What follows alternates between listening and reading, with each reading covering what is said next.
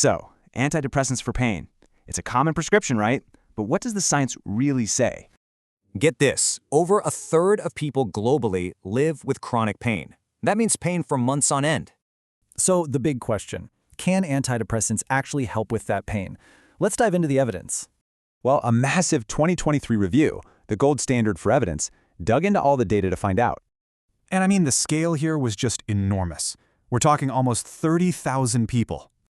They looked at 25 different drugs, everything from newer SSRIs and SNRIs to the much older ones. But after all that, the evidence really only pointed to one specific drug. And that drug is duloxetine. The evidence for it was actually pretty solid, moderate to high certainty. So, what does that look like in the real world? It provides a meaningful, moderate benefit over a placebo. And get this, when it comes to duloxetine for pain, more isn't actually better. Okay, but what about those older drugs, the TCAs? They've been around for decades, right?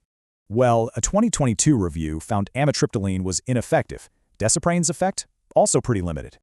And here's the kicker. Even at low doses, these older drugs came with some pretty significant side effects.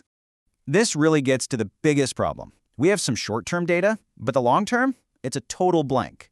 I mean, the average study they looked at was only 10 weeks long. That's it. And the review's conclusion on this is pretty stark. We just don't have the data on long-term safety. And there are other huge gaps. Most studies excluded people with depression, and for other drugs, nothing solid. So what's the takeaway? The key is to have a real, informed conversation with your doctor about all of this. It really leaves you with a big question, right? These gaps show we need to find better, more certain solutions.